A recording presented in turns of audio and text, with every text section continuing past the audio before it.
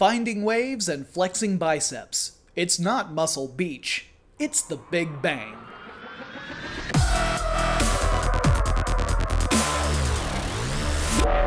You've probably heard the exciting news that people at the background imaging for Cosmic Extragalactic Polarization 2, or BICEP 2, have found evidence for gravitational waves. But you might be saying, why exactly is this exciting and what is a gravitational wave? Well, to answer those questions, we need to go back about 13.8 billion years.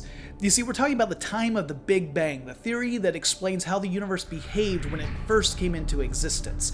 We're talking a fraction of a fraction of a fraction of a second when the universe expanded rapidly.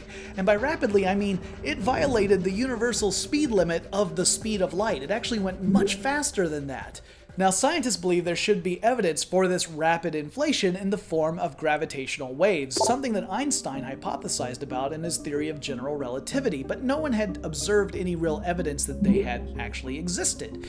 Until now. If you were able to look at space-time really closely, you would be able to see these little quantum fluctuations, ripples in space-time, but they're so small we can't actually observe them. However, during cosmological inflation, they got stretched really far and became gravitational waves. Now, no one had seen any evidence of these things until the folks over at BICEP 2, who used a telescope to look at photons, little particles of light, in the cosmic microwave background, and they saw patterns that indicated the presence of gravitational waves. This is the last observable element of Einstein's theory of general relativity. Everything else had already been cataloged, so this is incredible news. Now, scientists suggest that we should wait for other people to either confirm or refute those findings, but they look pretty promising.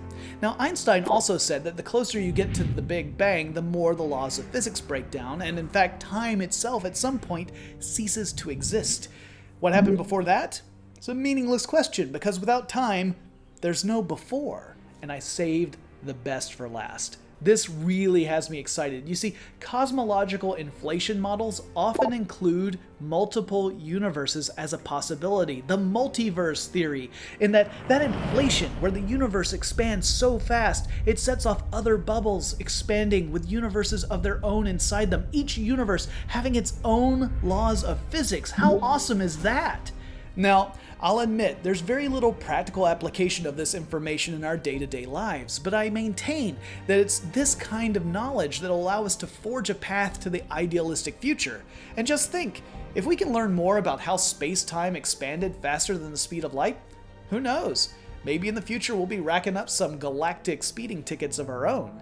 That leads me to a question for this week for all of you guys. What's your favorite scientific theory or discovery? Let us know in the comments below and explain why it's your favorite. And then if you enjoyed this video, make sure you share it with your friends, hit that little like button, subscribe to the channel, then check these videos out over here. They pack a pretty big bang.